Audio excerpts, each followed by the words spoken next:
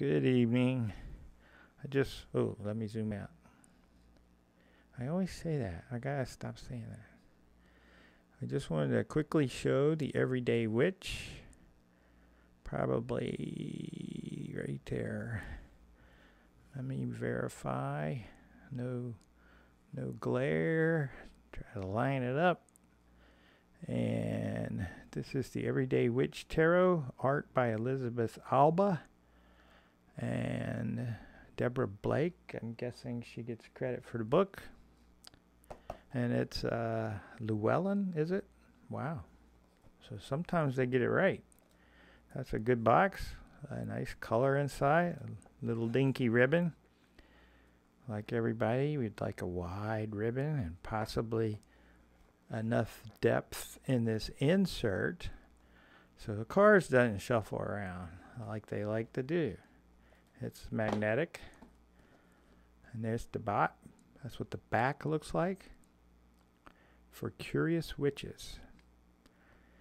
Black cats, pointed hats, and magic brooms, too. Two, in addition to what? I'm not sure. And here's the book, which is kind of heavy for some reason. And I think that reason is due to color. The images are repeated here. And let's see if they're larger. Yes. Well, they're close.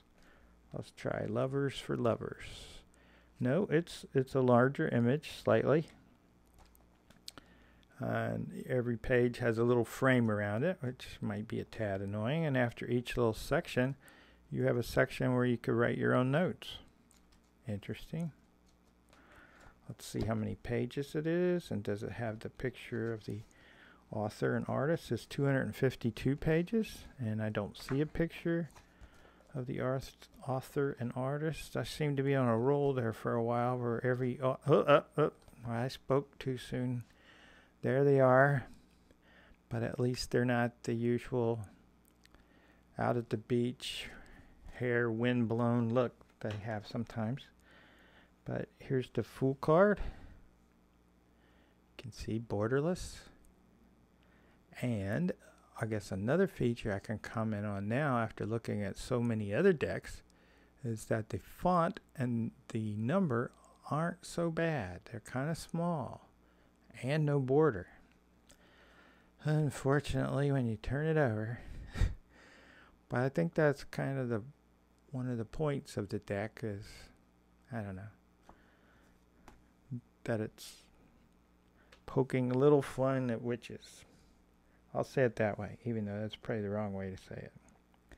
So there's the 3 rows of 7. Let that go for a little bit and make sure it's lined up and focused, which is hard to tell at this point.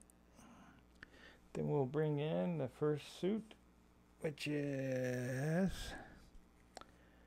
the swords.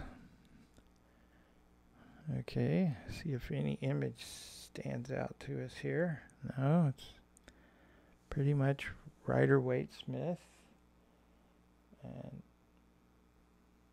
I've pretty much come back to saying Rider-Waite-Smith for a while. I went with Smith-Waite.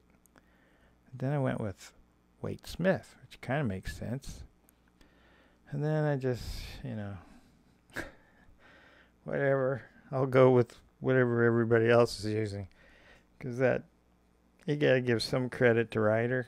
I mean, neither Waite nor Smith actually printed cards, so. But this is the cups. And the next suit. Always make it sound like they weigh 50 pounds. They actually are like a feather, but it's the awkwardness of the angle. These are the pentacles.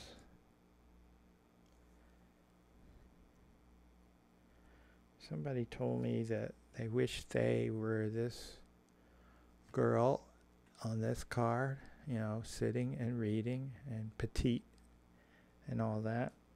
I found that to be an interesting way of looking at it, because I can't really tell whether she would be petite or not. She's there, took her witch hat off, and she's just looking comfortable underneath an overly ripe tree. It's filled with apples, and beside her there's some wine, and looks like an indoor plant that's outdoor. So that's nice looking. And the last suit is the wands. You think these would be trained by now. They're just washcloths, never used. But no. And let's see if anything stands out at us. Not really. Although I did draw this one. I redrew this one. This is the Five of Wands. Oh, sorry. The Five of Wands with the bubbling kettle and, let's say, 1, 2, 3, 4 cats. 1, 2, 3, 4 witches. And the floor's on fire. And nobody seems to be noticing that. Who knows what they're up to. So that was a quick show of the Everyday Witch. And with that, I will say peace.